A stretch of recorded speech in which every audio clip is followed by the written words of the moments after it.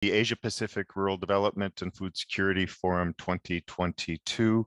I'm Tom Pinella, Director for Environment, Natural Resources and Agriculture in the East Asia Department at ADB. And I invite you to this first technical session of the forum on digital technologies for agriculture. A few things to consider going into this session to set the tone is in the region, over 90% of the farmers are smallholders, and they produce 80% of our total food. Smallholder farmers face many challenges and have been in constant financial distress. And COVID has exacerbated this situation, and not only for the farmers themselves, but for the entire value chain, making many vulnerabilities. But that said, the pandemic has also helped accelerate the adoption and generation of digital applications to agriculture, highlighting the potential to modernize agriculture and transform food systems and the value chain through digitalization. The crisis gave rise to innovations that enabled what we'll call agripreneurs to make direct connection with customers, and even in regions where years of well-intended regulatory reform and support have failed. So there is a positive outcome from the pandemic, but the question is, how can we sustain these digital solutions catalyzed by the pandemic? But it should be noted that these were ongoing anyway, but have just been accelerated. As we focus on the role of digital technologies in transforming food systems to offer increased profits to farmer throughout the value chain, we also need to highlight the requirements to make the digitalization of agriculture happen.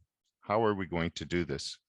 This includes putting in place policy interventions, public-private partnerships, financing, infrastructure development, and capacity development, among others. We will respond to these issues today, and to help get us going, I would like to invite and introduce our keynote speaker, Mr. Paul Tang, to give his keynote address. Paul is a adjunct senior fellow at the Center for Non-Traditional Security Studies, Nanyang Technological University, Singapore, and concurrently managing director, NIE International. He's a senior advisor for agri-food to A-Star in Singapore.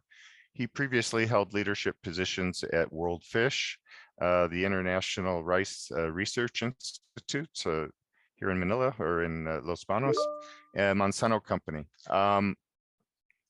He has researched and taught in North America, Africa, Asia, published 11 books and over 240 papers. With this, I would be very pleased to turn over the session to Paul to give his keynote address. Thank you. Thanks very much, Tom. Let me just load my slides. Here we go. Can you see them? It's good. Okay, wonderful. Thank you. Thank you. Presentation mode, please. Yes, definitely. Here we go. Is that better? Yep. Well, thanks very much for the kind introduction, Tom. And let me also thank the organizers for the opportunity to speak in this session. You know, the use of digital technology in agriculture has really exploded in recent years. And it's difficult in 15 minutes for me to do justice to all the potential applications. But what we do know, though, is that many of the problems that were discussed previously, you know, by in the opening session, are those that in fact lend themselves to digital technologies. And we heard several speakers allude to that. So just very quickly, the macro level issues that I think Prof. Fan spoke so well about, and the ADB VP spoke so well about as well. And of course, the micro level issues. We heard climate change quite a bit, around the degradation and so on, really. I won't spend too much time on this slide because I'd rather have more time later on top of the challenges and the enablers themselves. But notwithstanding this, though, I think we also need to have a context. And Tom, I like your word. If you look at digital technologies in the context of agriculture historically has depended a lot on the technologies discoveries that have disrupted, basically practices. Examples on hybrid seed mechanization and so on. So for this particular century, we know that there's been a milieu of technologies that's come about, including digital technologies. But the question that we really should be addressing is to whether digital tech will be the big disruptor in this 21st century and help us address so many of the problems that we talked about, right? Or more appropriately, what kind of technologies, what kind of digital technologies, should we be tapping, given that there's always limited financial resources and also the distance to get to farmers as well. Let me offer you a couple of perspectives here. I think the first viewpoint is really to ask what are the available digital technologies? And the second then is to look at which parts of the agri-food supply chain or ecosystem best lend themselves to digital technologies. Now, for this viewpoint one, I acknowledge the information from Michael Dean, who several years ago, I thought in the early stages of ag tech and digital tech, came up with this very nice diagram, on disruptive digital technologies. We're all very familiar today now with sensors, drones, Internet of Things, blockchain, and so on. I guess even more recently with robotics and robots, and of course, artificial and virtual reality. But at our center in the university, we've also tried to frame, the use of digital technology. By using this framework here, we basically look at three aspects. The first is the major aspect, which we've all been very enamored with, the production and the processing of food, right, on farm. And then the second part really is the actual supply chain itself.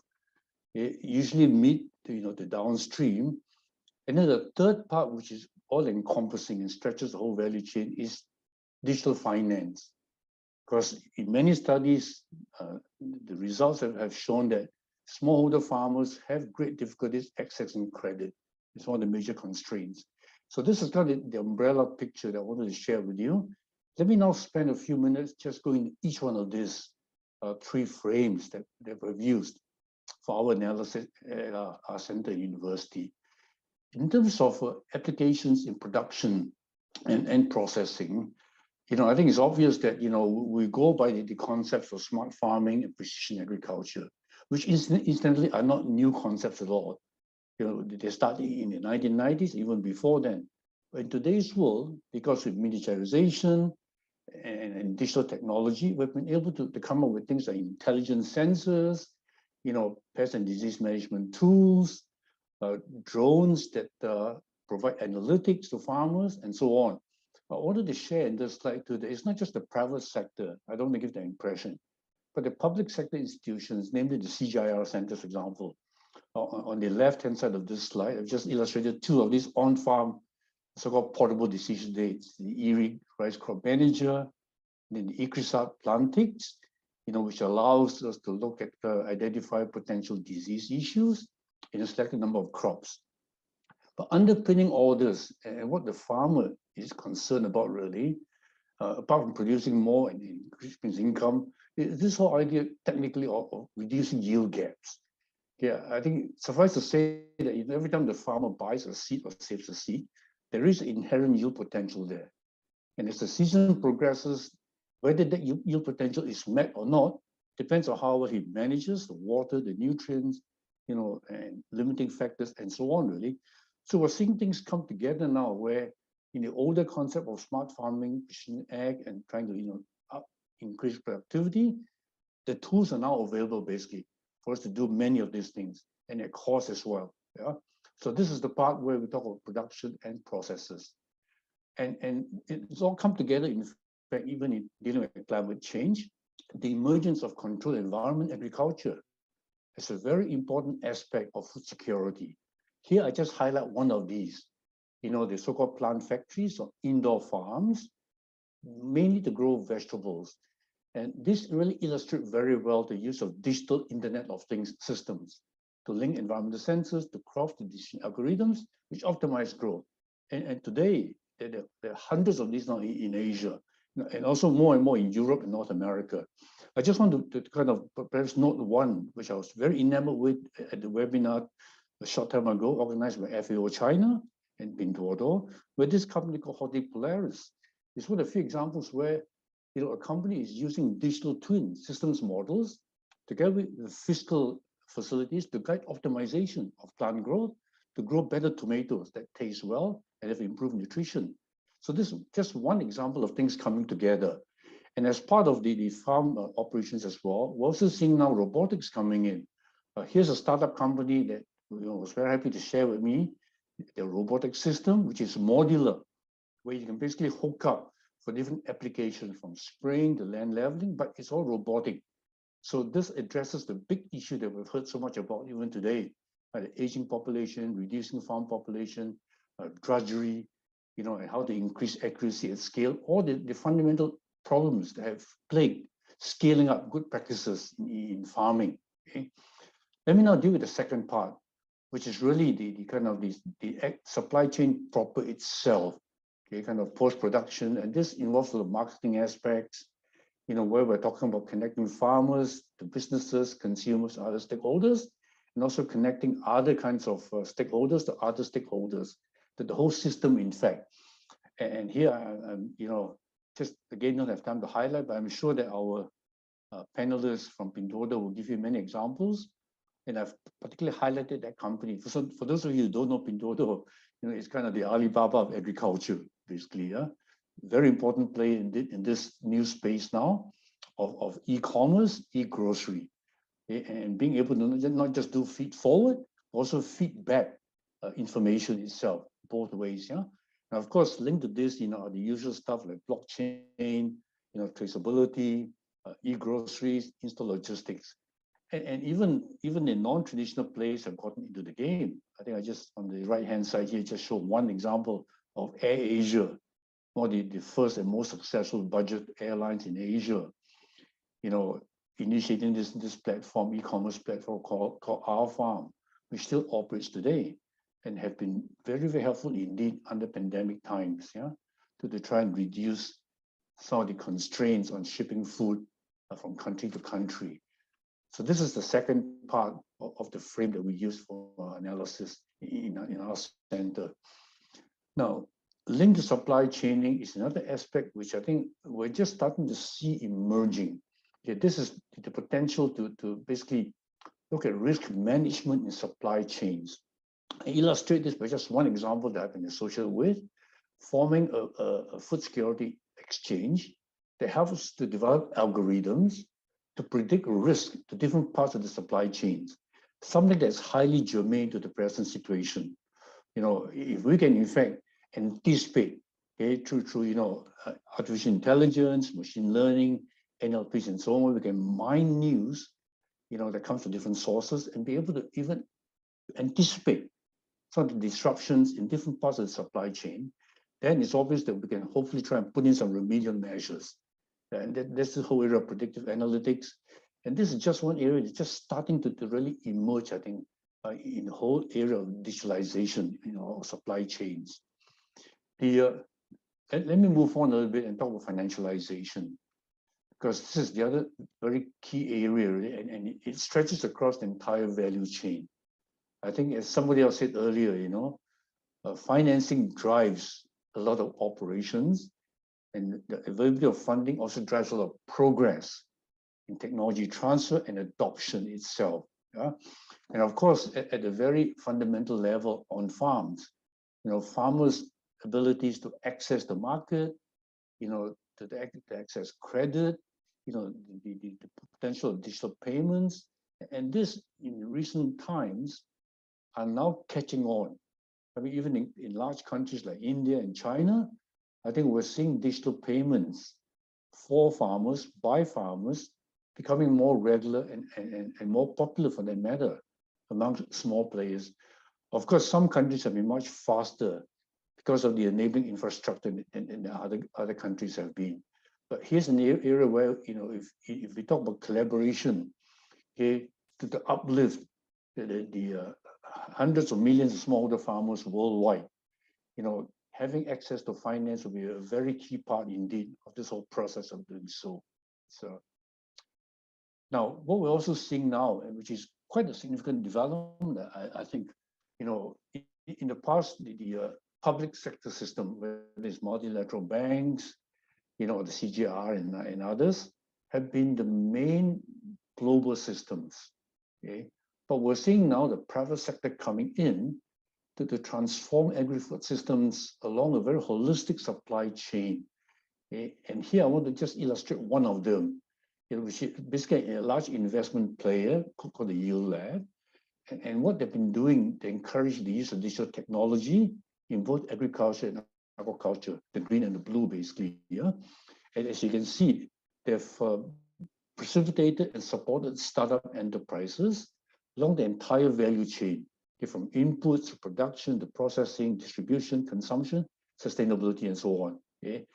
Again, I would urge you, if you're interested, to Google and find out a lot more about some of these companies. They're really illustrative of how the pandemic and even pre-pandemic has given opportunities. I think Thomas used the word agripreneurs, and I use the same term, for agripreneurs to really have a vested interest in this whole scene here, right?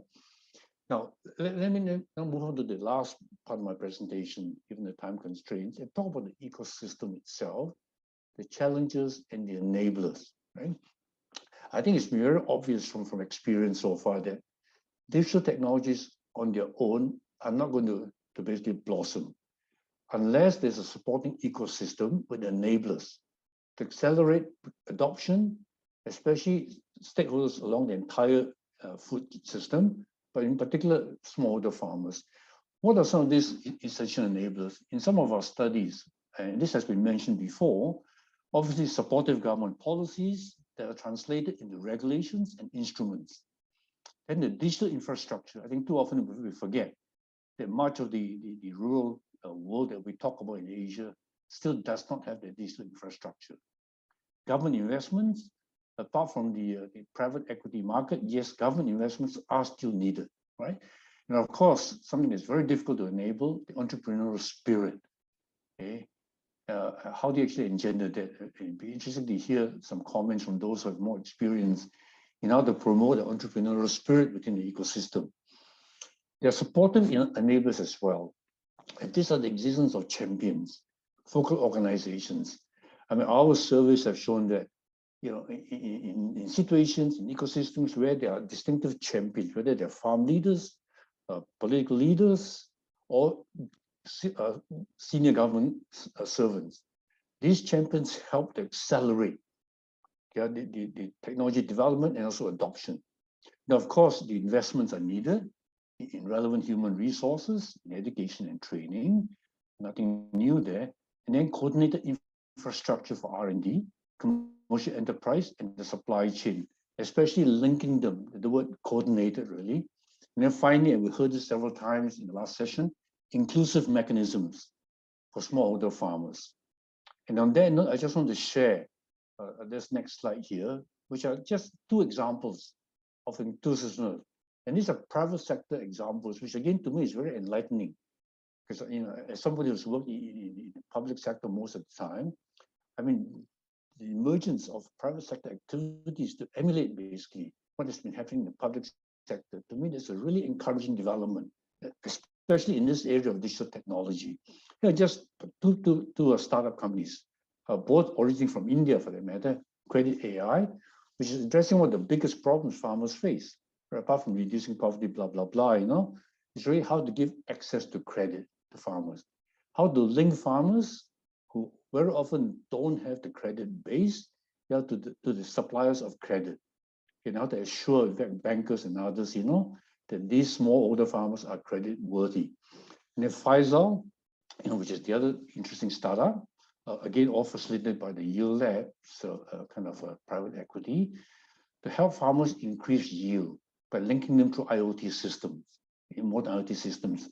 But importantly, though, I think that the take-home message here, I think, really is that if you look at digital technology and these investments, yes, many of them contribute to social good, but also the imperative is to help the poor. And I particularly note the Prahalat, bottom of pyramid principle. Okay, that yes, business can benefit from working with the poor, smallholder farmers. And this has been one of the most important principles that have come along, I think, in a modern era from the famous economics professor at the University of Michigan itself. Yeah. Now, what are some challenges? I've talked about enablers, but nothing comes easy. I mean, yes, there are still challenges and constraints in adopting digital innovation. And hopefully we'll hear a bit more about this discussion on this during the panel session, discussion. The first challenge really is to ask the question, are farmers ready? What kind of farmers are ready? Are they first movers?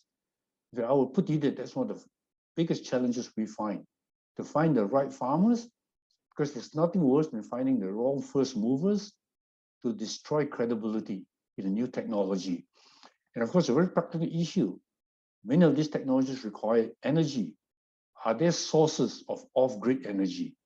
I mean, solar is one that we talk a lot about, but are they practical? Then, secondly, the relevance of the innovation. And this is an age-old question. Is the digital tech solution better than current non-digital ones? What problem or need is it addressing? And there's going to be good answers to these questions. Okay? And farmers, as we all know, are pretty smart people as well in terms of knowing what they need. Yeah? The freedom to operate is an interesting one. It's one, that includes regulatory. And this is one that actually surprised some of us who monitored this space, like drones, for example. We do know that in some countries, the use of drones are highly regulated. So the question is, how can you use drones as an environment plant sensing tool?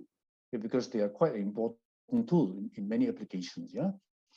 Then the next is really this infrastructure. What I said earlier, in fact, we cannot assume that all rural areas have equal access and equal infrastructure. Telecom, ICT generally, and here I refer you, if you're not familiar, to the GSMA digital agriculture maps, which I think are really revealing. This is showing which parts of the world at the moment really don't have the infrastructure to support rapid digitalization in agriculture.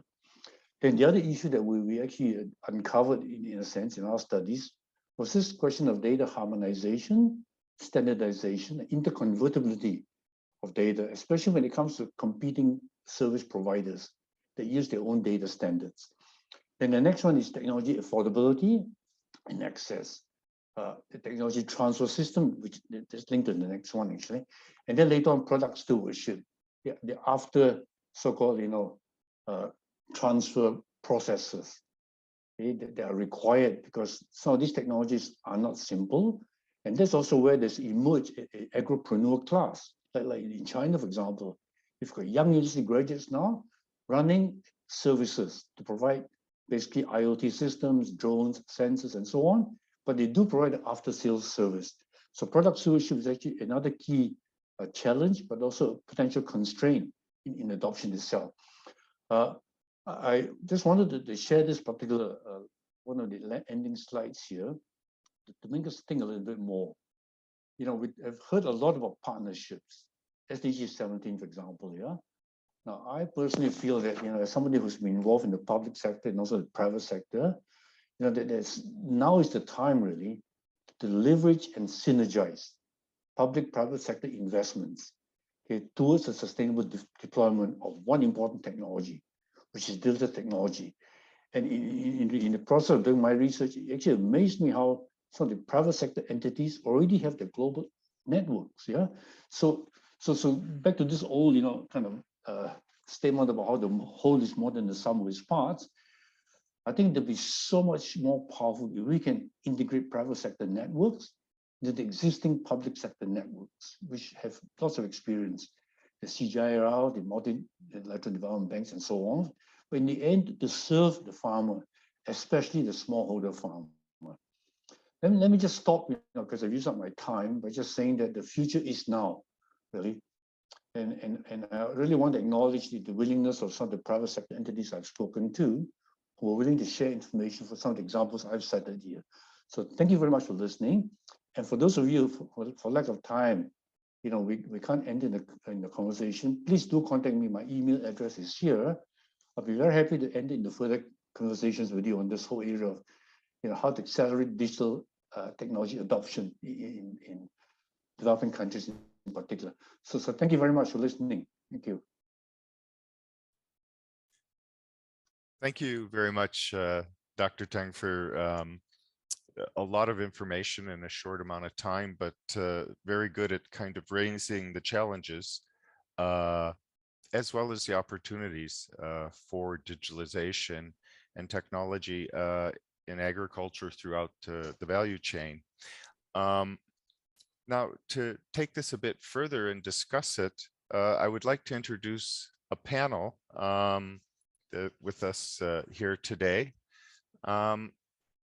And our first panelist is Mr. Vladimir Stankovic, who is the program coordinator at International's Telecommunications Union. Thank you very much for being here today. Our second panelist is Elliot Grant, who is the director and project lead at Alphabet's Mineral X. And again, thank you for taking the time to be with us today and share your insights. And the third panelist is Vikas Chaudhry, who is a senior economist at the World Bank. Again, thank you for being here. And I'd like to pose this question to each of our panelists to get things going. For a short intervention, can you briefly introduce your organization's views on digital agriculture and what you're doing, as well as reflect on the points raised by Professor Tang in his presentation? So why don't we go ahead and start with Vladimir? Thank you. Thank you, Thomas, and good morning from Geneva. Thank you all for inviting ITU to this important discussion. The work of the Asian Development Bank is crucial in scaling up many solutions already available, and also in producing the new ones in this part of the world, adopted globally as well. At the ITU and at the World Summit on Information Society, which is the process coordinated by ITU and other UN agencies, we are really open to listen to ADBs and other relevant partners, including all those present today, on how we can implement the existing projects and technologies on the ground. I believe today's session will shine light on some possible ways forward, and I hope to provide an overview of ITU and BSIS work in this matter. The digital and electronic agriculture using ICT and digital solutions in innovative ways to boost the agricultural sector offers an immense opportunity to improve the livelihood of rural communities in Asia and globally. And as Professor Tang pointed out, ICTs foster sustainable agriculture and drive socioeconomic development, while also allowing environmental protection, which, as we know and have heard in the previous session today, becomes even more crucial, since only smart use of technology makes the technology valuable. Digital innovation has revealed a true potential to transform the approach to all 17 Sustainable Development Goals, specifically the development of strategic framework for digital innovation in the food and agriculture sector will provide a systematic process and sustainable business model for creating, testing, funding, and scaling the new digital solutions to achieve the SDGs. The International Telecommunication Union, as a UN's tech agency, is engaged in several initiatives to facilitate the use of digital technology and improved access to information to create opportunities in agriculture and address some of its most pressing challenges, such as climate change, loss of biodiversity, drought and desertification, and bringing impact to the sustainable development. In order for our audience to better understand the nature of ITU's important technical work in digital agriculture, let me start by pointing out the recently launched focus group in ITU in collaboration with FAO, which addresses the emerging cyber-physical systems as groundwork for standardization to stimulate their deployment for agriculture worldwide, including artificial intelligence and Internet of Things. New standards are required to stimulate the deployment of cyber-physical systems in agri-tech to feed a fast-growing global population. AI, IoT, and autonomous systems can improve the precision and sustainability of farming techniques and enable farmers to make decisions at the level of single square meter of individual plant or animal rather than entire fields of all livestock. Such precision allows well-informed interventions that ultimately improve agricultural sustainability by helping farmers produce more with less. The projection that our planet Can will you please wrap up here just for the other speakers? Yes, definitely. And we'll have so more questions. I'm just going Thanks. back to the ITU's work that is beyond just this new activity. And we've been working with this membership, more than 900 private sector, civil society, academia, technical organization membership, producing e-agriculture strategies, which offer critical support for optimizing impact on digital opportunities in this sector, also producing annual publication series about ICTs for digital agriculture. ITU's platform on using ICTs in agriculture is open to stakeholders to facilitate knowledge sharing, and some of the very successful hackathons have been organized by ITU, including the one in 2018 done at the WSIS Forum, the World Summit on Information Society, that I would like to shine a bit more light later during this discussion and point out that one of the WSIS action lines is on e-agriculture, and we would like to invite all present today to join the effort of the WSIS global community. It is a multi-stakeholder, inclusive platform where we discuss how Can you please wrap up, please? These solutions. Thank you. Next, I'd like to invite Elliot Grant to respond to the same question. Can you introduce your organization's views on digital agriculture with reflections on some of the points raised by Professor Paul? Thank you. Certainly. Thank you, Thomas. Good afternoon, everyone, and good morning, early morning from California.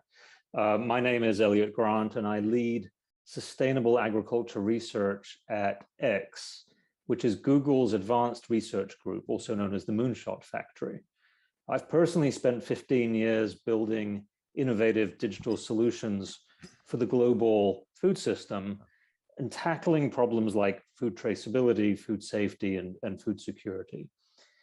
At X, we look for transformative innovations that can have global impact. And I really agreed with Professor Teng's assertion that public-private partnerships are going to be essential in agriculture. And I'd like to mention two specific public-private initiatives that we're doing at X that I think have these characteristics and can illustrate Professor Teng's example. So one is work that we actually just announced last week with the CGIAR, which is an organization I think you all know well. We provided some of our advanced robotics and artificial intelligence applications to the gene bank in Colombia, CIAT, to accelerate the discovery of critical crop traits that could have transformative benefits to smallholder farmers who are growing beans. By accelerating the discovery of traits such as drought resistance and pest resistance, using these robots that can dramatically increase the throughput of the discovery. I think it's just a wonderful example of the kind of transformative technology that leverages artificial intelligence. And I think what's interesting about this example, it has indirect impact on farmers, right? We're not asking farmers to adopt robots and AI. The robots and AI are targeted at the CGIAR, and that accelerates their impact on millions of farmers. So I think that's one example. And the second example I'd like to give, which I think is illustrative, solves for the siloing and fragmentation of agricultural data. Professor Teng showed several examples of cross-supply chain opportunities and talked about the need for data standardization. And I couldn't agree more. Historically, the ag industry has been very siloed. And so there is a need for this standardization so that data can flow up and down the global supply chain. And to that end, we at X are collaborating with the FAO, the World Bank, the CGIAR, several NGOs, and other technology companies like Hewlett-Packard, GeoGlam, and Digital Green in an initiative that's called OneMap, with the goal of creating an open data architecture for agriculture. So I'll stop there with my comments, but I think Professor Teng really highlighted some of the amazing opportunities for digitization to positively impact smallholder farmers around the world.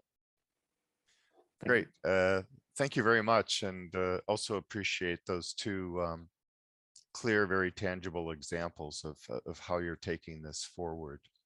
Okay, for the last panelist, again, the same question. Mr.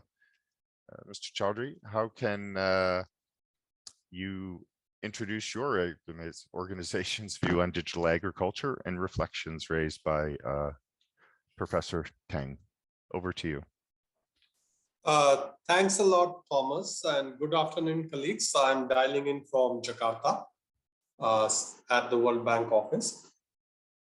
So at the onset, there are two things that Professor Paul mentioned. First one is the supply chain approach, where you are talking about integration of digital technologies all the way from your production, logistics, transportation to consumption, and the role it could play. And the second one is the ecosystem approach, where you are talking about a large set of players, from your private startups to large agribusiness companies to your fintechs, commercial banks, government entities, entrepreneurs, and the policy and enabling environment that needs to be in place to create this ecosystem around digital technologies. We strongly believe that digital technologies can play a very core role in achieving the targets of poverty alleviation and shared prosperity, enhancing climate co-benefits by contributing to resilience and reduced emission, maximize finance for development by crowding in private sector, enhancing gender outcome, and many other SDGs goals.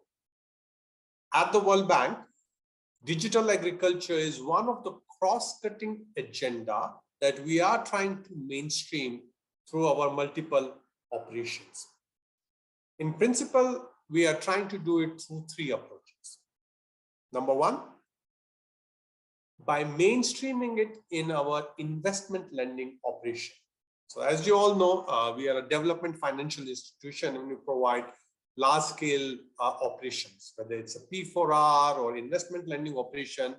And increasingly, we are trying to ask a question. Can digital technologies play a role in improved delivery of services to the end beneficiaries, whether it's farmers, fishermen, it's a vulnerable population? Can we use digital technologies to better monitor and better implement all of our investing lending operations? And can we start thinking about creative ideas and creative pilots to some kind of subcomponents around scaling up of digital technologies and digital tools? Two, through our policy reform dialogue. We are engaged in policy reform at multiple levels. Right? So I just came back from Ethiopia, where we were engaged in a telecommunication reform dialogue with the government of Ethiopia. Now, you can't have digital technologies if your broader telecom environment is highly restrictive and doesn't allow you to play a much more stronger role by the private sector. So we were thinking about, coming out with policy reform ideas on opening up the telecom market for private sector, looking at specific regulation, whether it's around fintech, whether it's around logistics service provider, whether it's around quality assurance, traceability, and can digital play a big role? And third and final point is through our analytic and advisory services. It provides us an opportunity to test out new ideas and new pilots. So for example, we rolled out Internet of Things in Agriculture pilot project in Vietnam, where we were trying to achieve greenhouse gas emission, basically what Professor Paul said, precision agriculture, but precision agriculture in an open field condition for smallholder farmer. And can we achieve reduced emission, increased water saving, reduced electricity consumption, reduced power consumption, so on and so forth. And also try to look at the current knowledge agenda that we can push through our analytic and advisory services and see whether that can help stimulate new ideas, whether that can help stimulate new partnership between the public and private sector actors to help create the digital ecosystem. So let me stop there, Thomas. Over to you. Great. Thank you very much for your comments and joining us today. We've ended the first round of questions here where you've all had the same question. Let me go back to our first panelist, Mr. Stankovic, and follow up with you with another question. In your opinion, what will it take to realize climate smart agriculture for smallholder farmers? From climate financing solutions to digital advisory services to digital agricultural value chains, there are a lot of opportunities, but what do you see as maybe 2 or 3 of the low-hanging fruits, and why? Over. Thank you, Thomas. Perhaps I won't be able to respond from a technical side, but as someone who has been working in the UN system for more than 15 years and part of the World Summit on Information Society team here in ITU, I would say that the forum like this really serves the purpose of discussion, bringing together the experts who can respond to this kind of very particular questions. One of these events is also the WSIS Forum that was launched in 2009, where we have been discussing how digital agriculture should be developed, what are the best practices around there, and having a first-time multi-stakeholder process in 2005 launched. The WSIS process has been proven very, very useful for the community around there, especially on those from the ground. I've seen many questions today in this session and previously on how the small farmers can get benefit from all these solutions and discussions. And I would like to point out that the second important act is to really have a meaningful real-time online networking and platforms, such as the WSIS stock taking, another process that has been mandated by the United Nations General Assembly to ITU to collect all these useful, replicable, sustainable digital agriculture solutions and present them and promote them and share them to the WSIS community, which counts more than 300,000 members so far. And I would like to invite all those interested to not only review, but also use some of these solutions, and of course to provide back input and feedback on the challenges that they have.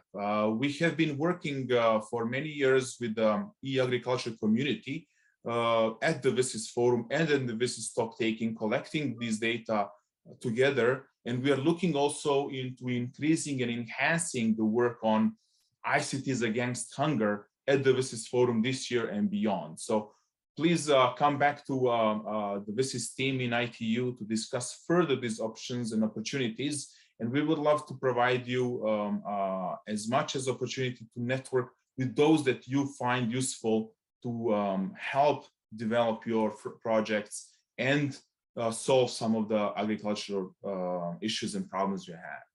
Back to you, Thomas. Great. Great. Thank you very much for your response.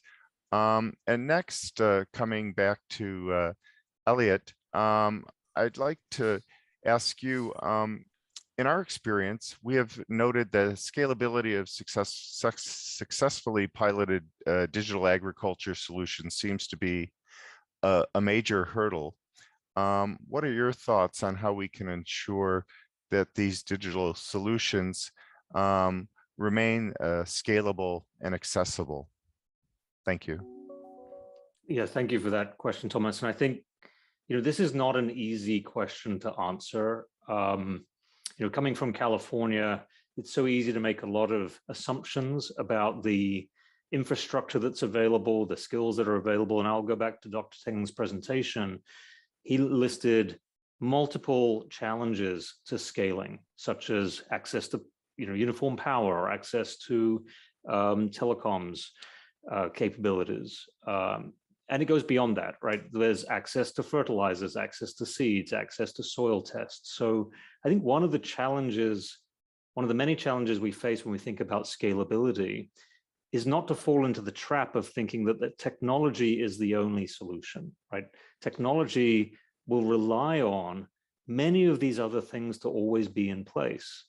And I think that's where I've seen many digital solutions fail, is you come out with a wonderful app or a beautiful technology solution, but it fails because that farmer cannot have access to the fertilizer that's recommended, or the seed that's available, or the internet connectivity is not there in the field where they need it to be. So, to answer your question about the scalability challenge and how we make it successful, I think we just have to take a holistic view on any solution that takes into account all of the other pieces of the puzzle that a farmer is going to need. Now, it's not all bad news. I'm optimistic that there are some things coming that will solve some of these problems from the technology side. Let me give you a specific example. We've all seen that our mobile phone technology is getting better and cheaper and more capable every year. And I don't see any end to that, which means there's more power in the hands of farmers every day. The other thing that is a relatively recent breakthrough is the ability to run artificial intelligence models, what's called on the edge, meaning we can run our models now without internet connectivity. So imagine being able to push a weed detection model or a pest detection model to a mobile device when the user is perhaps in a village, and then that device can be taken out to a field without the need for internet connectivity, and it will still operate.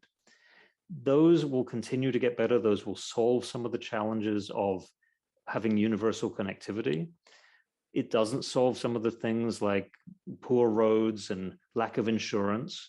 But again, I think my key answer would be any solution needs to have a holistic view of what the user really needs. And actually, if I might, I make one more point on this. I think the other failure that I've seen in tech solutions is not taking enough input from the local community, right? These solutions need to be locally tailored with local knowledge. And it's, again, we're guilty of this in California, inventing things here and then pushing them out centrally. That will never work, right? We need to develop solutions that can be personalized to the needs of that local community. And over to you, Thomas. Yeah, great. Thank you very much. And you're right, it is a difficult issue. And involving the communities in how you go about addressing it, I do think is critical, because you can identify those constraints and figure out how best from their perception to work around them. Now, coming back to because Chaudhry, I had a question for you. You had mentioned PPP a little bit. It was also in Professor Tang's address, and Elliot mentioned it. I'm just wondering, from your perception, or World Bank, and it can be IFC as well, what are the gaps? What are the best ways that we can address and encourage PPP in digital agriculture? And then what are the gaps and opportunities that need to be addressed and exploited? Over to you. Sure, Thomas. When we are talking about a PPP arrangement, public-private partnership arrangement, one of the first challenge that always comes out is a clear set of understanding between what the private part is and what the public part is, and why we need to have both of them together, right? So when we are talking about the private part, I mean, it's largely the profit motive. There has to be a way to make more money for the companies by providing better services, better product. And the reason the public wants to come in is because there is some public good, whether the public good is around reaching the most vulnerable population, whether it's around environmental issues, whether it's around reducing vulnerability to climate change, or whatever it is. Right? So once you have that clarity between why we are getting in together, what is the profit motive and what is the public good aspect of this PPP, things become much clearer and much robust. The second challenge that often comes across is creeping into each other's areas, right? So wherein the public sector believe that they can go along and they can do a lot of those activities using public resources, and the private sector believes that they can go along and deliver these goods and services. And that's where some of the big friction comes in. So, you can talk about whatever example, whether it's your soil fertility improvement, agrometer information, you have a crowded space where both public and private are jostling in to provide various goods and services to the farmer. So there needs to be a little bit of clarity on that understanding to say, where the public stops and where the private start, and then gradually how can the private take much more stronger role in a given context. And the third part is what Elliot also mentioned in his remark, the whole combination of digital and analog. Digital alone will not solve the problem.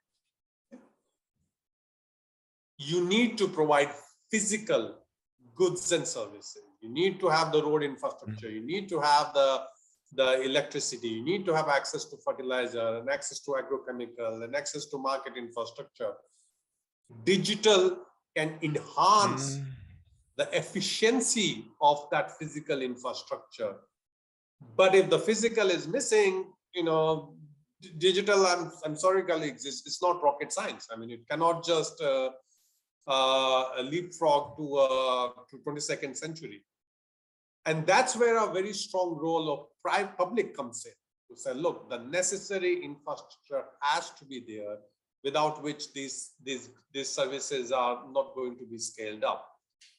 And the fourth and my last point there would be for public to take a backseat, especially when it's coming to delivery of digital goods and services.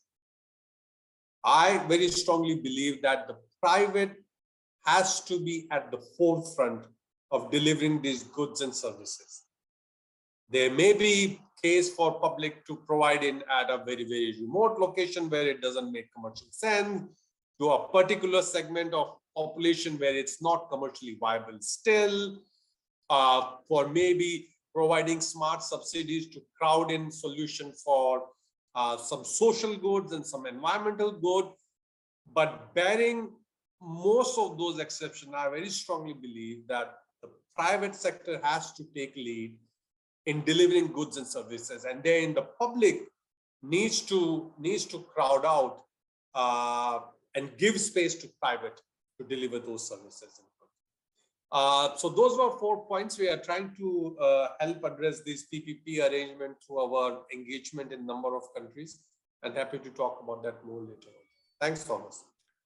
Great. Thank you very much for your response. We are running a bit short on time here. So we did have one question that came up, and I'd asked people for a very short, less than 1 minute intervention here. but I think it is an interesting question. Is with COVID-19 and also the recent Ukraine-Russia conflict has just shown us how vulnerable logistics value chain should be. Should digital technologies try to globalize agricultural value chains further, or should it try to localize agricultural food systems? And we'll start with you, Vladimir, and again, a very concise response, please. Well, definitely the pandemic has demonstrated the urgent need for digitalization and accelerated the shift toward innovation and digital transformation to harness more digital economies. A recent study that ITU has done in the sub-Saharan region has proven some of the key takeaways that could be, really useful for other regions. And this really includes the low levels of digital literacy and inadequate research and limited capacity development to further constrain the advancement of the digital transformation in the agriculture sector in the region. But also we need to enhance the key digital infrastructure, such as access to electricity and reliable network coverage and access to digital devices.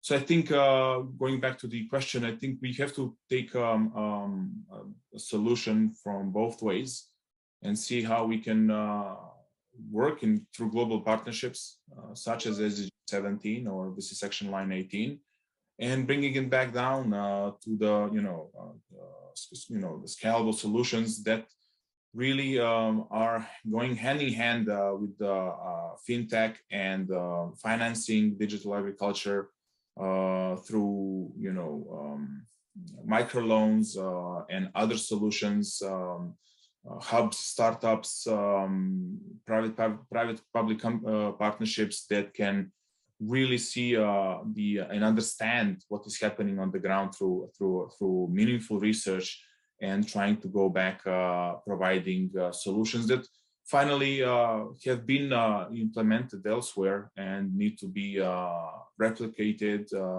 adjusted, and presented in a sustainable way.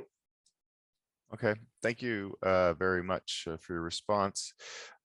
So I would ask the same question to Elliot about this focus on globalization and food chains as well as then local production. If you could give your thoughts on that, please. Sure. I think I wouldn't frame it as an either or proposition. I think this is a question of both and the role of technology in my mind is one of optimization. How do we use technology to come up with the optimal solution? Because I think today we don't have enough information transfer, for example, to spot supply imbalances early. And again, I'd like to give a concrete example of some work we did with the CG of early detection of a failure of a crop to emerge. The ability to do that with technology means we can more quickly move food, for example, for food security, where it needs to be. So I don't think this is either about being more global or more local, but rather to reduce the inefficiencies that exist in the global supply chain. Great, thank you very much, and fully agree with your answer, and also viewed the question similarly. But and we can possibly do things that would satisfy both, as you indicate. And to finish that out, Mr. Chowdhury, can I get your views, please? Sure, Thomas. Again, my views are very similar to Elliot. Globalization and localization are two parts of the same coin. What this phone has done is reduce the information asymmetry.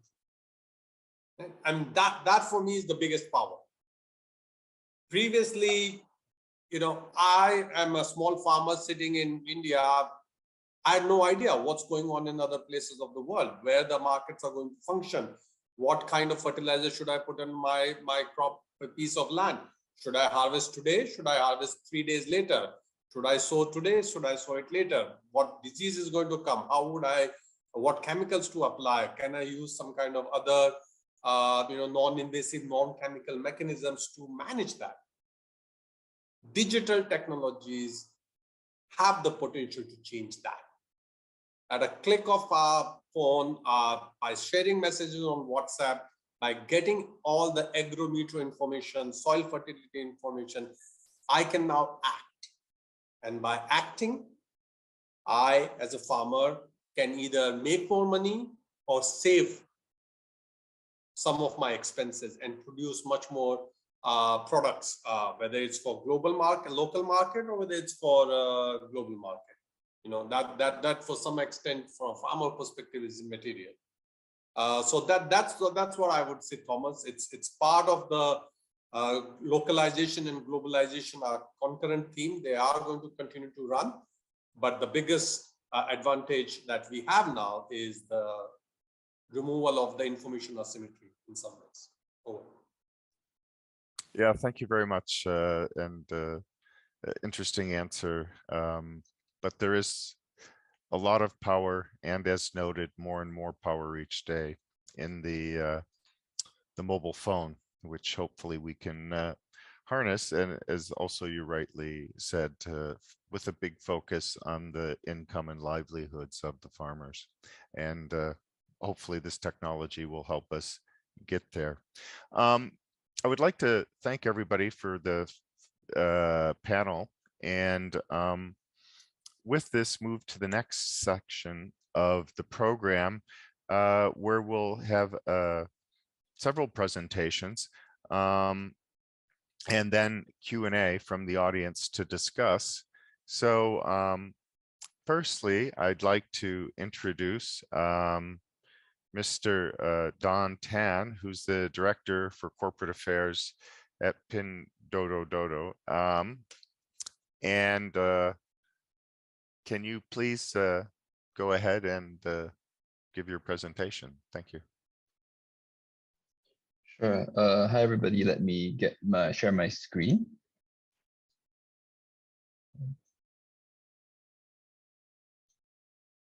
All right. Okay. I think everyone can see my screen. All right. Thank you, everyone. And hello, everyone. I'm very happy to be here. I'd say that rural development and food security are very important intertwined issues that need our attention to benefit all stakeholders. And therefore, at Pinduoduo, we are very happy and honored to be here to share our perspectives on it and how we have been applying digital technology for agricultural and rural development. For the previous segments, I think a lot of the things that you've raised are also things that we have been looking at. So we are very happy to be here to have a good discussion and to learn from everyone present about what more we can do and how better we can improve how we do it. Sorry. Okay, let me begin by giving you a short introduction of my company, Pinduoduo. So Pinduoduo is China's leading agriculture platform. We connect over 850 million consumers directly with over 16 million farmers. In 2020, which was the last year that we had this full year statistic, we'll get the new numbers soon, of course, the total value of agricultural products transacted on our platform was about $42 billion US. This was about 16% of the total value of products transacted on our platform. So I think it's very fair for us to say that we are quite committed to harnessing technology to improve every link of the agri-food value chain. And this is why we launched the 10 Billion Agriculture Initiative last August. So our plan for the 10 Billion Agriculture Initiative is to put our quarterly profits towards addressing the critical needs in the agricultural sector and rural communities, and for its central goal to be the advancement of agri-tech, the promotion of digital inclusion, and giving agri-tech talent and workers a greater sense of motivation and achievement. So I would say that a huge part of what we do, to understand what we do, has to come from understanding where we came from. And for us, agriculture has been at the center of our business from our day one in 2015. So our start was by bringing agriculture, a sector that touches everyone's daily lives, into the digital economy. So there were and still are many practical challenges, I'd say, with bringing agriculture into the digital economy. First, like many of you have mentioned, there's a high degree of atomization in this sector because 98% of farmers in China, they work on smallholder plots. And many of these smallholder farmers, they are not digital natives. In addition to all of these things, there are some genuine issues with agri-food value chains, which is the perishability, because perishability is a challenge when the existing infrastructure is built and optimized around non-perishable goods like electronic goods, white goods, and stuff that place lesser demand on speed, on cold chain technologies, etc. So for a lot of other e-commerce platforms at that point in time when we were founded in 2015, it was just not worth it for them to try to enter this sector because there was rapid growth that they were enjoying with other sectors. And so this gave us our opening. What also helped was, like some of the speakers mentioned as well, that in the 2010s, the mobile internet wave was sweeping through China. So we had the opportunity because consumers were often on their smartphones, and we developed a mobile-only e-commerce UI that upgraded the user experience that reintegrates the fun of shopping at a Sunday market. So this led us to the two defining features you see on the slide. First, I think on the left side that you see, it's the feed-based user interface, which mimics shoppers strolling and seeing products as they go through the market, and they interact with shop owners like while they're scrolling, because they can actually click on stuff, ask questions, and then the storeholders do reply. And second, it would be the social online shopping experience with our team purchase that you see on the right. So how team purchase works is with a few taps, users can share about products with friends and form teams to buy them at better prices. And these better prices are offered by farmers and agri-merchants who actually see certain value in doing so. So all of these features trigger a virtuous circle, or rather two virtuous circles that are concentric, as more users come in because they have a better experience and they enjoy better prices. And then more merchants come in as well, and farmers come in as well because they can sell their products faster to a bigger audience. So all of these together actually makes e-commerce work for agriculture, because as we know, agriculture's average order value is lower, more perishable. So a lot of things like transport cost and a lot of atomization would have a very deep impact on how some of these things can make or break, I would say, this whole value chain. So a lot of talk has been about digitalization. So I would just quickly go through some of these topics, which is that I would say that for us, internet and agriculture helps us to streamline the distribution chain and provide transparency, both forwards and backwards. Because of doing so, I think farmers get better access and consumers get fresher products at better prices as well. So let me illustrate this with the garlic example, or an example of garlic farmers from Henan province, which is one of the major garlic exporting regions within China. So traditionally, garlic that is sold in Henan actually passes 4 layers to reach the consumer. So the garlic actually starts with the farmer who sells it to the off-taker. The off-taker just determines the price. And then after the off-taker sells it to the regional wholesaler, it goes up to the central distribution area, and then it goes down again to the retail outlets and distributors, and then the consumer gets it. In this whole process, there is about an 8 times markup, because the farmer only gets 2 RMB per kilogram from the off-taker, who just determines the price. And then the consumer pays about 16 RMB per kilogram. So this is like an 8 times markup, as you see on the slide. So with Pinduoduo, what farmers do is that they can set up an online store on our platform, and they set the prices that they want to set by surveying the market. So they can see what the other garlic farmers are setting, right? And in this case, they price their garlic at about 4 RMB per kilogram. So after deducting the additional processing cost of packaging for e-commerce, blah, blah, blah, they make 2.6 RMB per kilo. So this is a 30% increase in income for them. And farmers and consumers who buy the garlic at about 4 RMB per kilo, they save 75% per kilo. And their garlic is also fresher. With this whole process, we actually also cut down the distance of transportation distance, storage, and distribution timings. So food loss and waste is cut by about 25% from production, which is much lower than the global average of 40% of food loss and waste from the production level, especially for fruits and vegetables.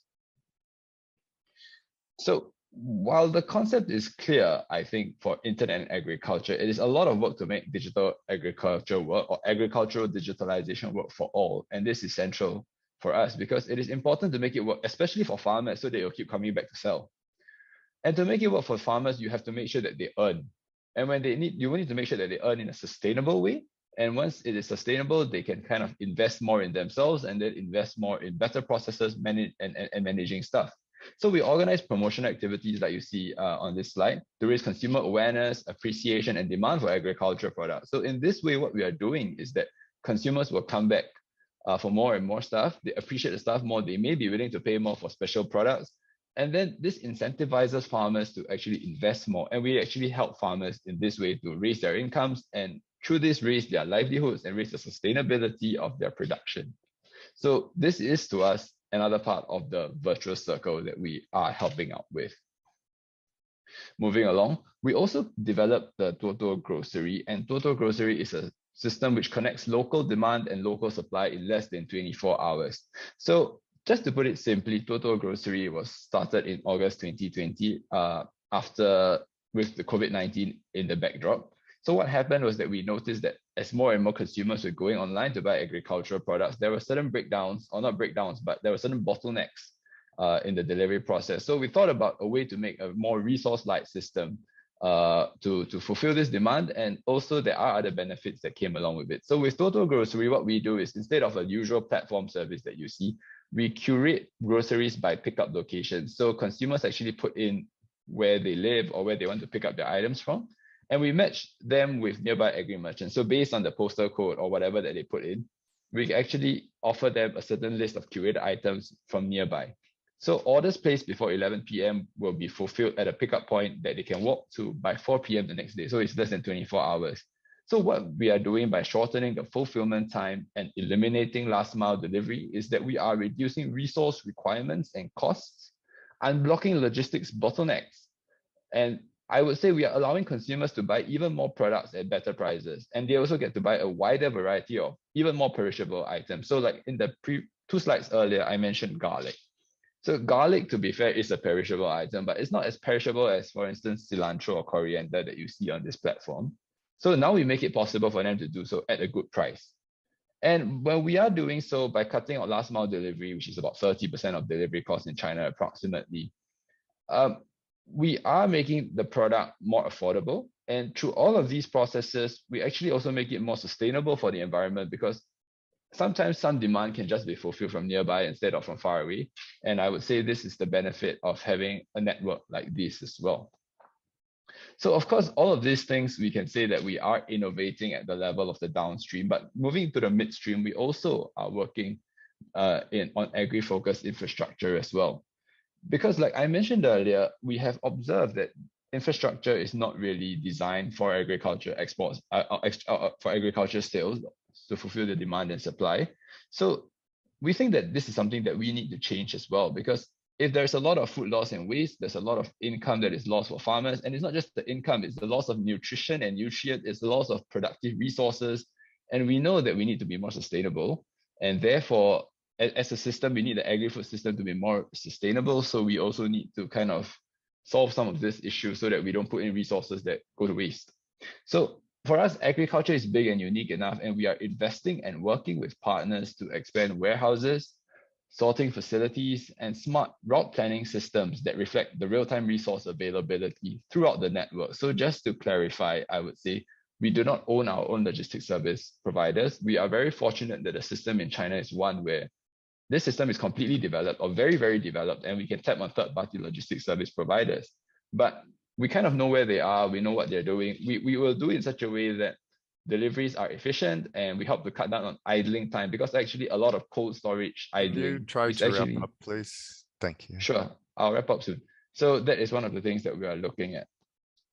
So of course, also addressing some of the other things that the panelists mentioned, we have Total Academy, where we work with farmers who are the backbone of our agri-food system. We pay a lot of attention to upskilling them through courses to teach them about e-commerce. We do so through Total Academy, providing e-commerce and store operations courses to over 490,000 farmers. And we work also with new farmers, tech-savvy young people who are returning to rural areas, who already know some of this tech. And then we support them to start their agri-businesses. We are quite proud of them as well. And then to Total Farm. Total Farm is one where we spoke about private-public partnerships, PPPs. I think this is one of the examples where we have a tripartite partnership where we work with agronomic institutes and local governments and farmers to actually help them to plant better for the environment and for themselves. So on the right side of the screen, you see Tuoto Farm in Yunnan, which is actually in the Nujiang Gorge area, which is a high altitude area. We noticed that actually citrus fruits, I would say they are seasonal. That's something I didn't realize because I live in a tropical country myself. So we help them to pick a variety that is, we work with the agronomists to pick a variety that that ripens off season so they get a better market. And then we work with them to bring in new technology like irrigation from Israel and new techniques. We train them in them, and then they produce the same yield with less fertilizer, 15% less fertilizer and 30% less labor. So this is one of the success cases for PPP that we also hope that we can share with others as well. So we also have a smart agriculture competition, where we try to get young talent to actually do more and find that there is a career for them in agriculture, because agriculture is something that we need. We need it to be sustainable in the sense that we need the young people to actually be able to find a career in this and continue doing this into the future. And we are working on some of these techniques, and we have this competition where we get them to actually work on solutions, and some of them have commercialized the solutions and worked with farmers, and we need to move on, please. Yeah. So just to quickly finish off the slide, we started our 10 billion agriculture initiative, and then I hope that I can continue speaking with all of you more about what we do with our project in the Q&A. Thank you.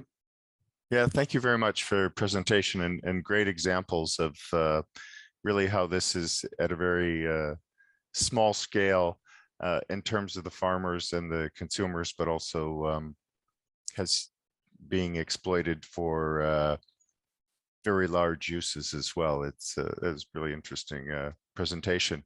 Next, I'd like to introduce Mr. Otini Mpanganjira, who is the program lead in Precision for Development's digital projects in Odisha, India. Otini, the floor is yours. Thank you, Thomas. Good afternoon, all. As mentioned, my name is Otini. So to quickly start, firstly, let me apologize if there's any background noise. I'm in a field office, and so it can't be avoided.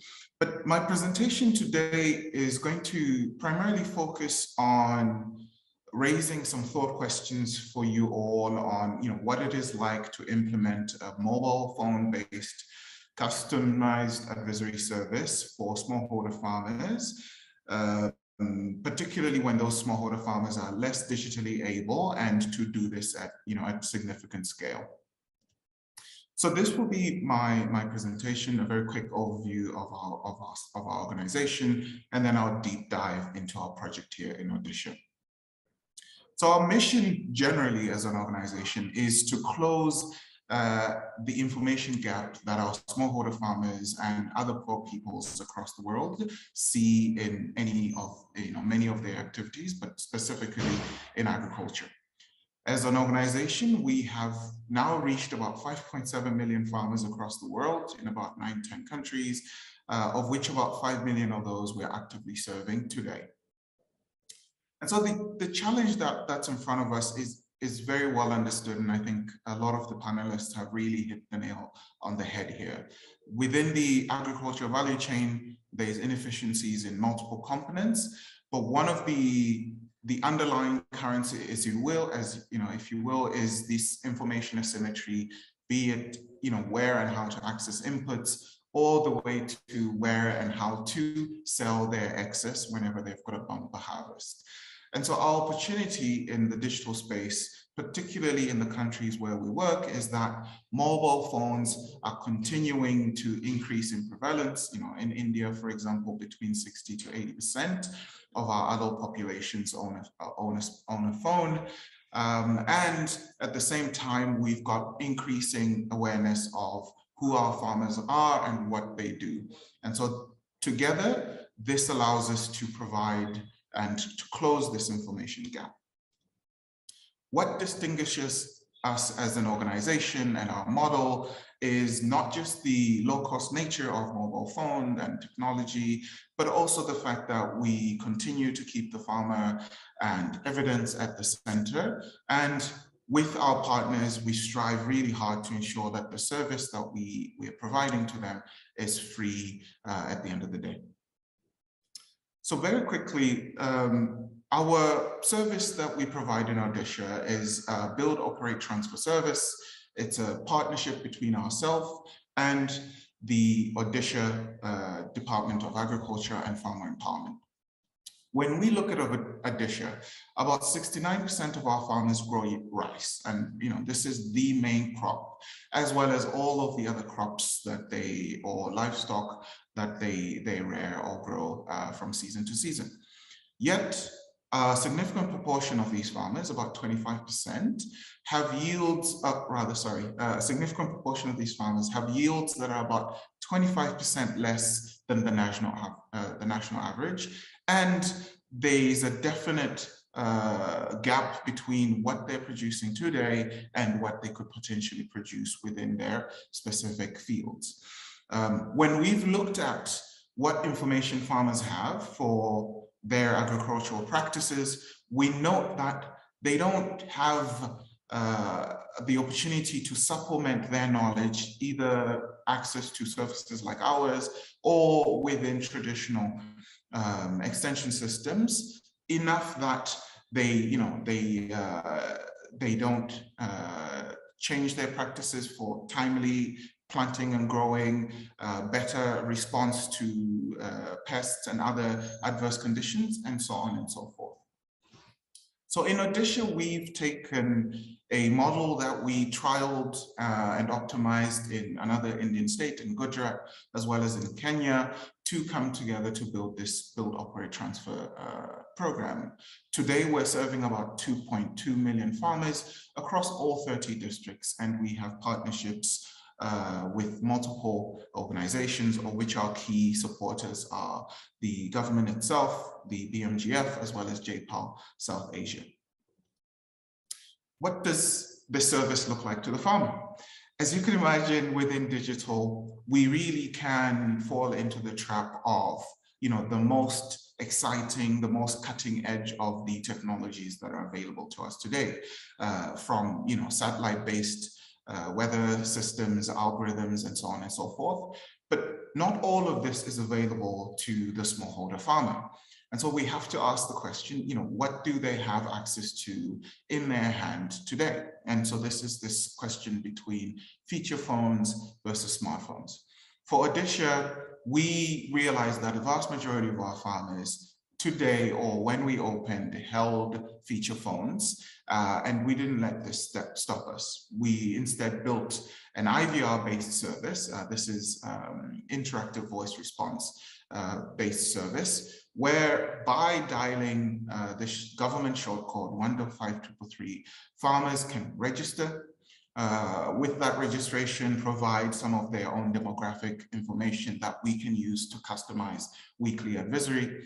But also through the same number, they can either talk to an agent, so in a live call, or just use the IVR service to record a query about agronomy or government schemes or weather, about anything, and then our system will get back to them within a 24-hour period. So that's it really with regard to what the service looks like. And now I'd like to share some of our key lessons from the challenges in terms of building it and operating it. And now we're in this phase of transfer.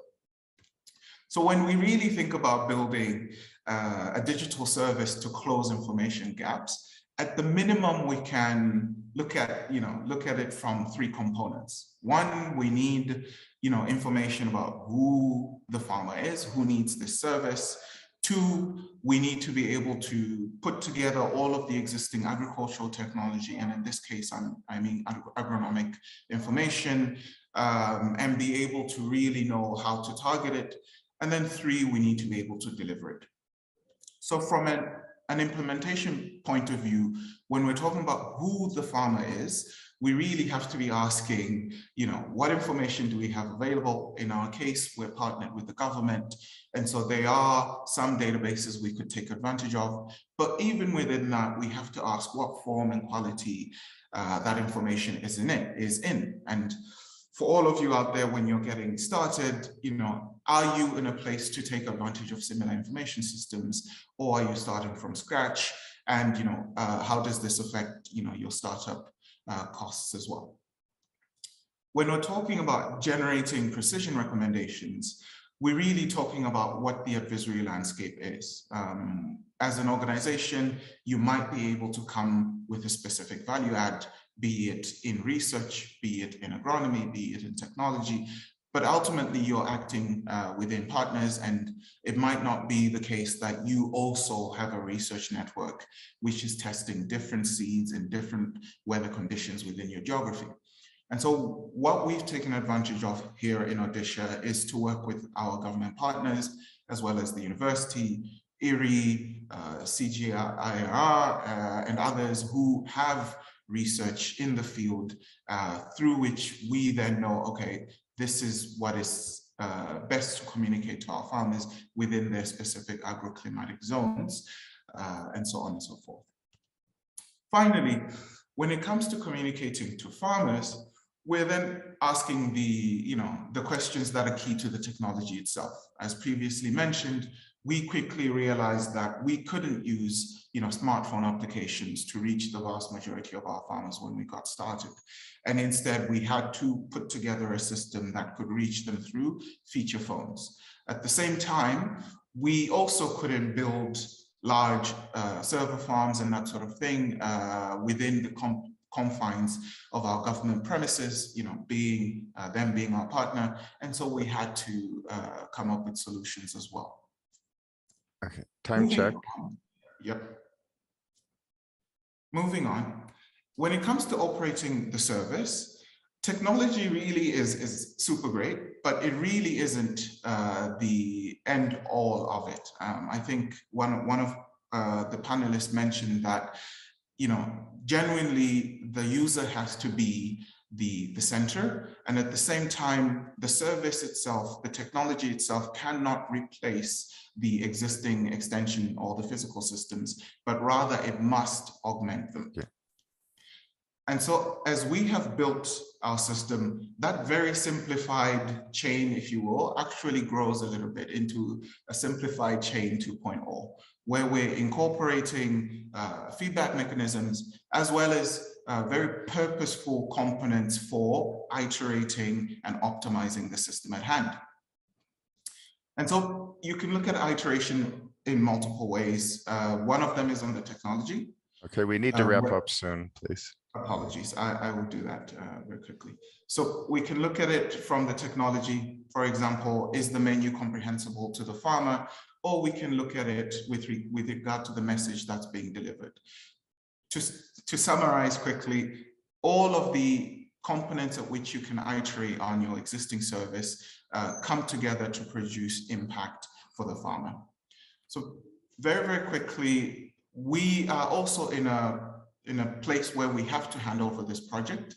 And so some of the questions that we have to raise and have been raising with our partners is, for example, what a transition actually looks like. Is it replacing us and the technology, or is it simply replacing the funding of the project, and so on and so forth. But yeah, apologies for not being able to go through everything. I will end here. Thank you. Thank you very much, and I appreciate cooperation with the time, but people can access the PowerPoints. But again, a very interesting presentation conceptually on how you go about this and thinking about designing one of these systems. Next, I'd like to introduce Dr. Jawar Ku, who's a senior research fellow at IFPRI.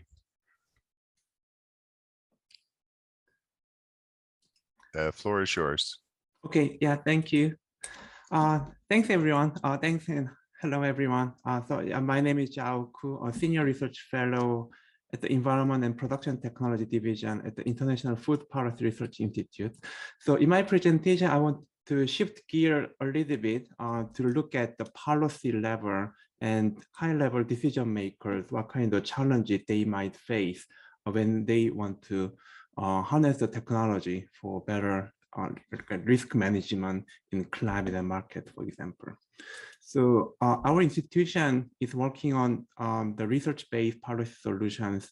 And yeah, one of the things we do in this division and this institute is looking at the potential technologies. So I'm going to share a little bit of lessons learned and also what kind of challenges we ourselves faced and what we want to share, and so that we don't have to go through the same kind of mistake. Okay. Yeah, so I will just quickly skip this slide. So yeah, I think we saw a lot of opportunities already. And for the challenges at this level, the policy level, I wanted to quickly touch on those three things: the digital divide, inadequate information, and limited capabilities. And I will discuss exactly what it means in practice by not addressing those challenges. The first, the digital divide. The potential of digital technologies is clear, yet its reach is not universal. And rural communities are often underserved and underrepresented in information systems. And this can create biases in data, inaccurate information, and even misguided decisions. And I'd like to quickly show you an embarrassing example that we learned about this hard way. A few years ago, we had a project that needed to understand the relationship between market access, kind of distance to market, or the time it takes to the market, and the level of adoption, level of adopting agricultural technologies like improved seed. We did not have much time or resources, so we wanted to quickly use cell phone kind of SMS-based survey across the country. The result was reasonable to some extent. The farther you are from the market, the level of technology adoption decrease dropped to a certain level. However, we found that the adoption level started increasing, and it increased so high in very rural areas. And can you guess why? We tried really hard to understand why this pattern happened. And we tentatively discussed that maybe farmers in rural areas are fully committed to agriculture, so much so that they are adopting technologies. And we even found similar evidence in other literatures as well. But the reality is that we were really wrong.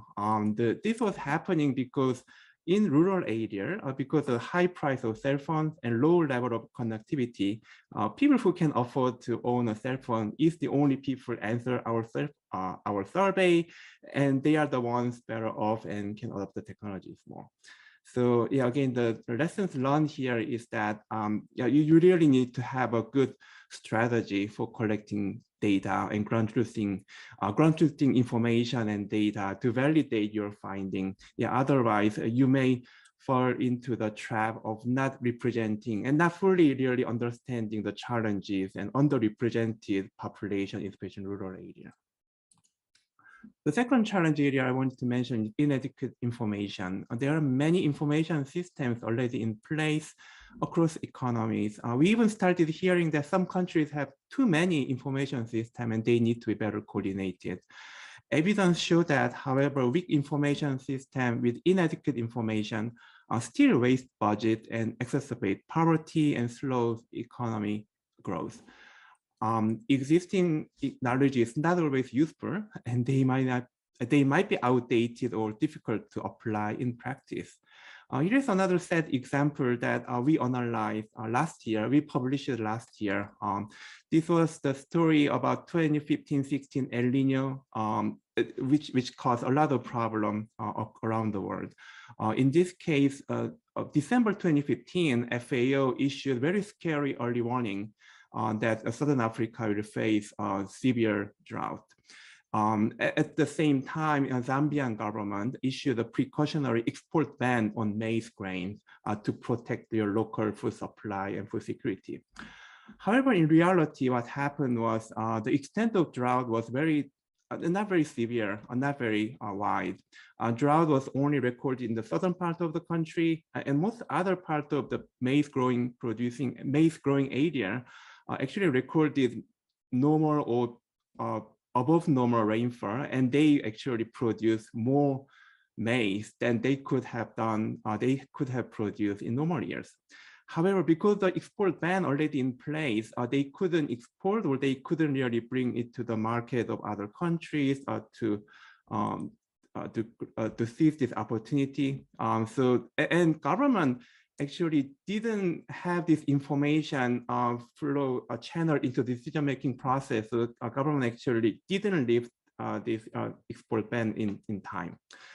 So at the end, what happened was we actually saw that this information was already available. The weather data was keep updating, and yeah, as Elliot mentioned, the satellite data keep showing. No, the early warning was not correct, but yeah, this really didn't change the government policy in timely manner. And at the end, what happened was that because of the export ban, price deepened, price was depressed, and then actually poverty increased as a result. So what we learned here, the silo data really do not support evidence-based policy. And this is especially a problem to manage this fast changing the climate patterns and climate shocks and weather shocks. Just the last one quickly is the limited digital capabilities. Even if you have good infrastructure and state-of-the-art technologies generating new data and information, you also need ability to understand them and use them in decision-making effectively. Technology investment should be complemented with investment in soft skills as well. And this is particularly important for marginalized food insecure communities, and especially women in food system. Here, I wanted to share another example that we actually, again, failed to realize these important lessons early on. Back in 2020, we started a research pilot to see the value, to test the value of the state of our seasonal probabilistic climate forecast data. This data set, oh, sorry, okay. This data set provided very detailed 6-month forecast of the rainfall and temperature. We thought we had a crystal ball and we can really make this data useful. In this map, you are seeing in almost 1 or 2 months in advance, we predicted, this data set predicted that there will be large-scale drought coming in India. So we alerted the partners on the ground, and they kind of wanted to prepare for the drought. But what happened in May 2020 was the historic flood that caused enormous damage in properties and even caused death. The twist of this story is that, in fact, the forecast was not wrong. We already had data and scenarios that predicted flood. But when we were analyzing the data, we only took the median value of the probability distribution that happened to be on the call for drought. So yeah, in this case, again, we researchers were not really fully understanding how to interpret the data. We could have done better job and generating the right kind of insight timely to our stakeholders. So yeah, again, what we learned here is that there are many exciting technology pilots out there, keep generating new information, but yeah, unless we are involved in how to use that information, how not to also interpret the data, the correct way of generating the insight and delivering to the right partner. Yeah, we might even keep developing pilots that do not scale or misguide decisions. So just word of caution here. Thanks for your attention, and I will come back for Q&A later. Thanks. Great, thank you very much for that presentation about that also highlights the challenges of trying to take this forward. For the last presenter, I'd like to introduce Takeshi Ueda, who is a principal natural resources and agricultural economist here at the Asian Development Bank. Takeshi-san, the floor is yours. Thank you very much, Tom. Okay, let me just show my presentation.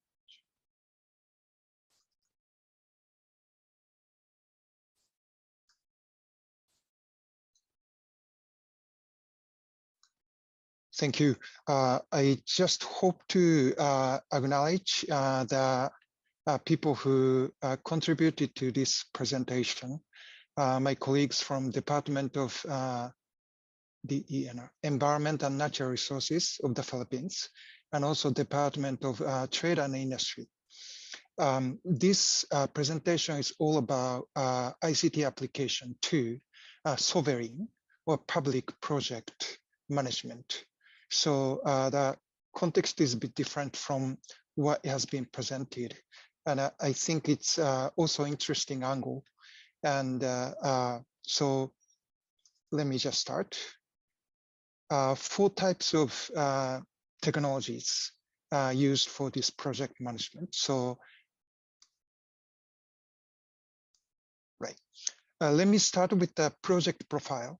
This project is kind of extraordinary project, working with like so many households in a very, very widespread area.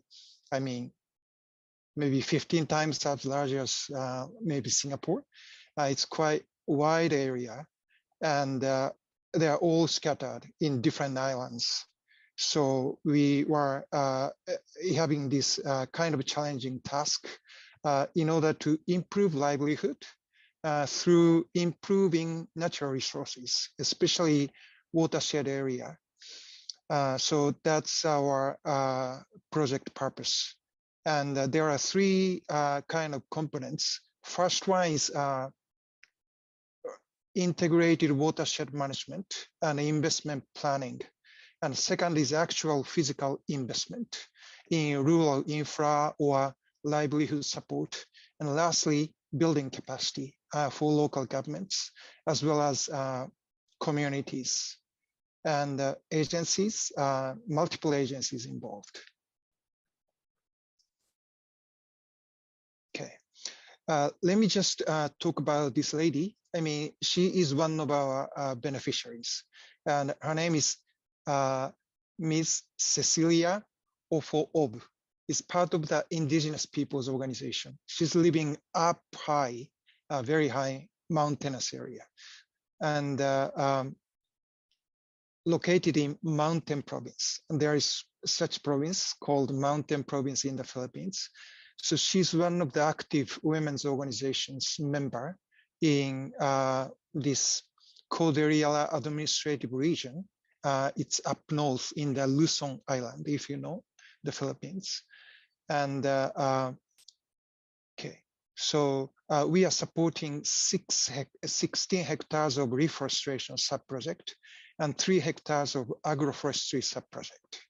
And they are so happy to receive this project support. And she goes to mountain with colleagues 365 days every day from whole day working in a mountain. And they are so happy to have livelihood. Okay. And their motto is all for one, one for all. Okay. Let me introduce this first ICT application. This is GIS-based integrated project management information system. And this is the tool to manage a project, carries information of geographic data and various project activity information and implementation status and procurement of goods and works and services.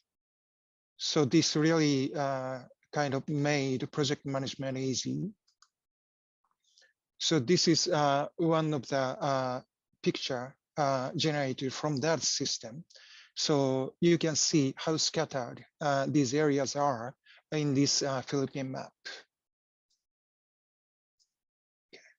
All right, this is the information about each sub-project. Where is it? How much is it? What is the site size, and how much progress it has been made. And we have a lot of visual aids. So you know, each sub-project, we do have this kind of picture profile. And some of them are connected with geotag. I'll show you next. Yeah. So in the site, farmers or local government officials can capture the area by taking photo. and with specific coordinate and a time. So this can be used for project reporting purpose as well as project monitoring purpose, because these areas are quite hard to reach. So this significantly help project management. So this is the application you can download in your mobile phone. So these are forest activities. And this abaca is the fiber used for clothing or different types of textiles. And next one is commercial nursery we are supporting for forest activities. And in addition, there are various livelihood supports we are providing. So these are examples. Okay. So drone, for this project, drone was very useful because we really need a wide area to be covered and monitored and forest activities. So looking at from top is really useful. So this is banana citrus and banana lanzones, one type of tropical fruits, these trees.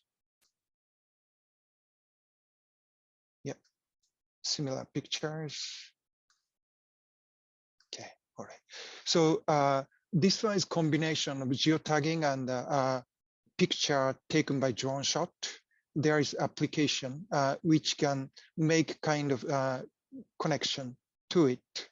So we can have a kind of picture file, and then specific spot, we can have this geotagged photographs to see up close.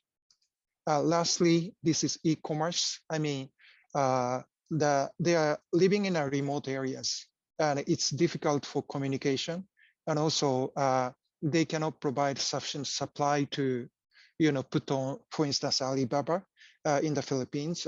It's Shopee or Lazada. So government helped to set up this application, which can be commonly, accessed by community people. It's simple system, and we engage local logistic companies, and we use different payment channels, GCash provided by the government, to online payment through bank, and so we're using all sorts of different digital solutions. Okay, and certainly capacity building was the important portion of the project. I just finished here.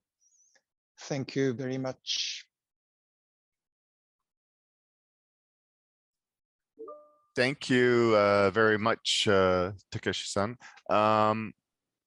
We're running very close to the end of the session. Maybe we have one or two questions here that one for Dantan is based on the lessons from China's e-commerce. How applicable do you think this is for some of the countries in Pacific region, such as island nations or others where logistics are a constraint? What's your views on how this can be addressed? Don, over to you. Yep, so thanks a lot for the question. And I think I'll take this question together with, I think, a few of the other questions that I saw that were related to the work that we do. First and foremost, like I mentioned during the presentation, we are fully aware that we are a company that operates only within China. So we wouldn't dare to say that we have the answers or the solutions for people in different situations from ourselves.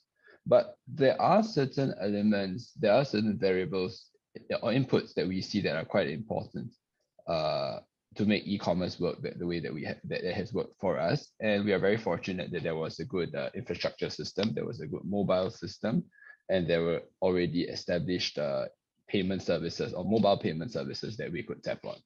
So where these services are coming into play, and I would assume that, as mentioned during the discussions earlier, like where the PPP comes in, this would be very useful.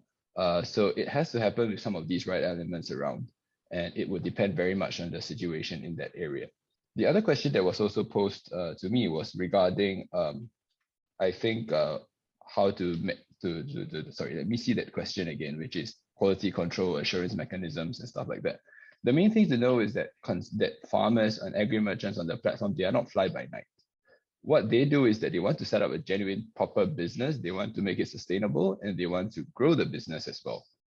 Which means that that is one element of it, which is where they start from. The other part is that there's a lot of interactivity, like in a Sunday market model through our mobile-only platform, where consumers actually can give feedback to stallholders. Consumers can also give feedback to friends. And so there is a certain reputation that they have to uphold and build, and they know that if they destroy it, then they'll be in trouble in the future. So that's not what they want. So it doesn't serve them.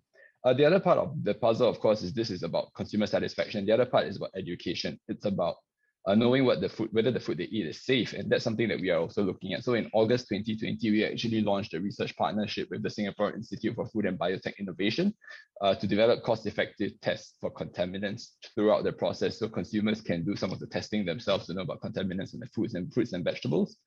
And with that, we hope that there will be more peace of mind, because we want consumers to have peace of mind when they shop with us. Otherwise, they'll just not shop with us in the future. So it's a very self-sustaining thing. It's something where we always look at trying to create virtuous circles that work for the merchants and the farmers. Let's get to some of the other questions for the other panelists. Thank you. Otini, there was a question for you is, how are you encouraging the farmers to use the digital tools that you're putting together, and can you share any experiences with that? Sure. I think so. Firstly, we should recognize that at the very least, the Amakrishi service that we've built in Odisha is not the quintessential digital form that we might think of generally. So a lot of our farmers are not on smartphones; they're on feature phones. And so they're essentially, from their perspective, using a service that looks like any other government helpline that they would call. What's different in this case is everything else that we have built behind it. And so what we've done to encourage usage and to encourage or to sensitize farmers of the differences of this IVR line is sensitization through the government extension network, as well as, mobile, TV, newspaper, radio advertisements. But we've also been fortunate that our government is fully bought in by the minister, the department directors, and so on. Each time they speak about a new government scheme, they mention, please call into this number if you have questions and to access other services. Great. Thank you very much for that response. I think in the interest of time, we are going to have to stop here, but I would like to request the participants in the audience to participate in a brief poll that we'll conduct right now. That will be done through Zoom. So I would ask the organizers, and there it is right there, and appreciate your cooperation in filling out the evaluation. And then following this, we'll give you a bit of time, and we'll have a synthesis session for to conclude the first day with the roundtable and this first technical session that will be presented by Mr. Shingo Kimura, who is Senior Agriculture Specialist here at ADB, and Naveen Tarakavi, who is also with the ADB and a Senior Agricultural Specialist here.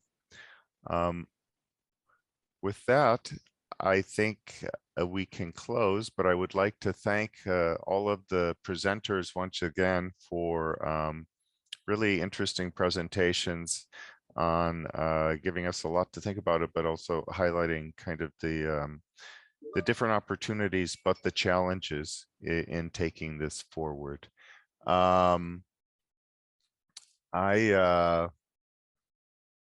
With that, I will turn it over to Shingo.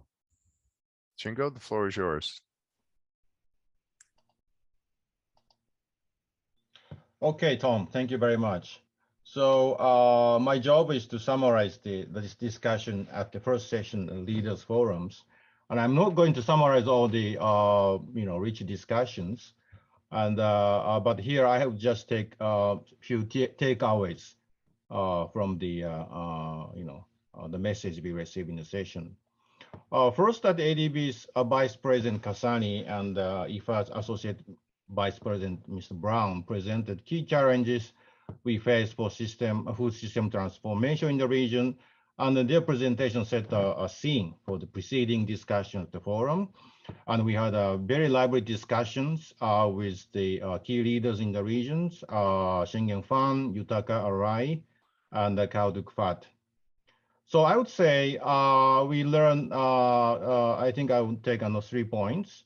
First, we all agree that we are again in a perfect storm conditions in global food markets, driven by high energy prices, COVID-19 related disruptions, and ongoing this Russian-Ukraine conflict, and of course, more extreme weather events happening all over the world.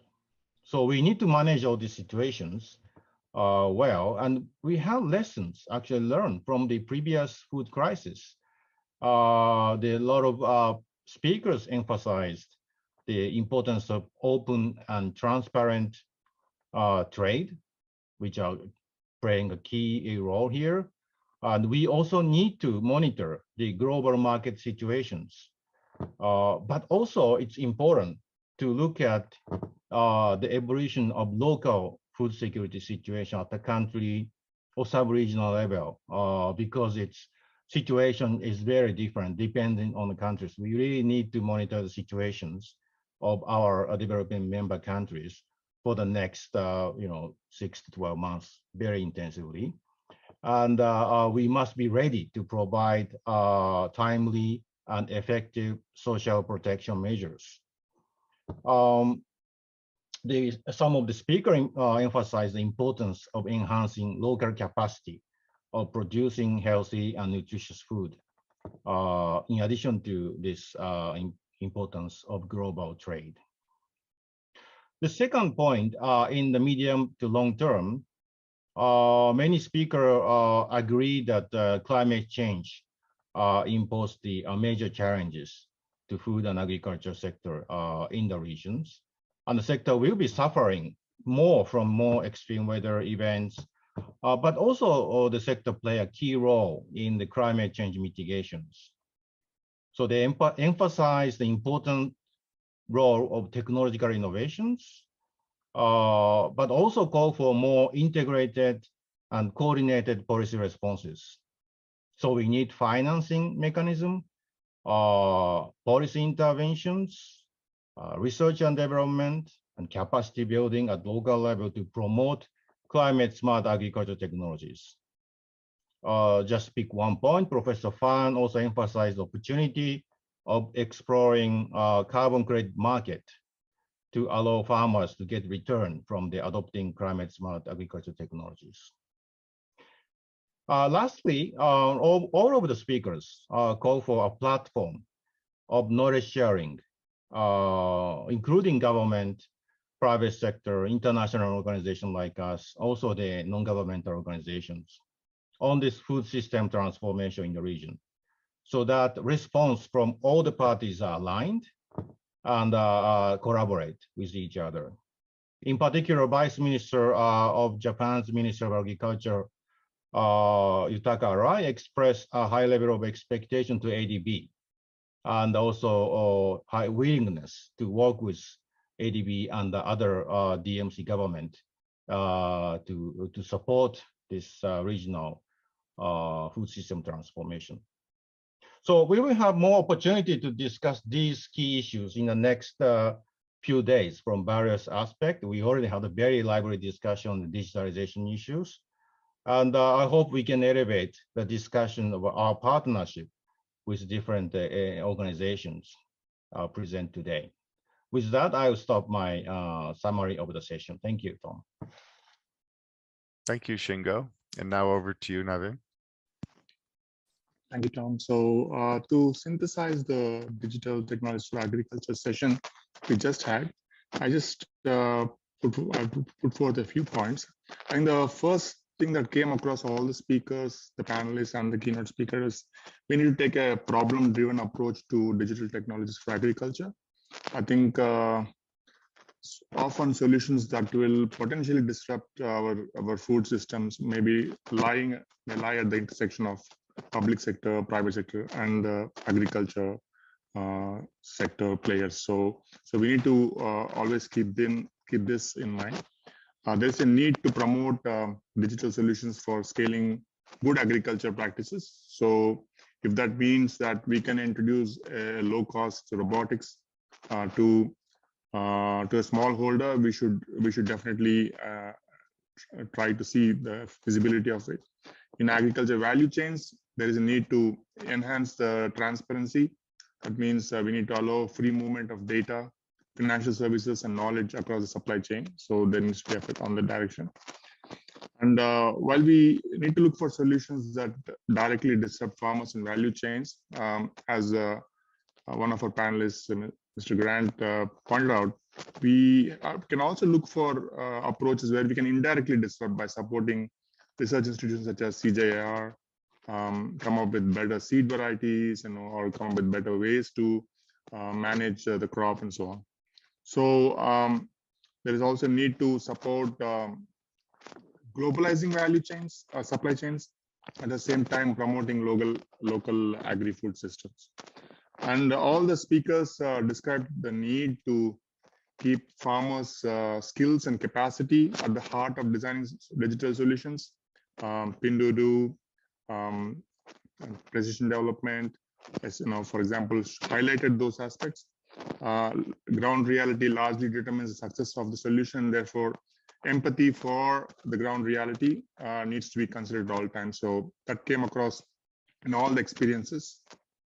And finally, as Professor Tang mentioned, crisis is becoming the new norm. So we need to explore use of digital technologies to address food security directly. So he talked about food security exchanges, and so that's another area we have to work in the future.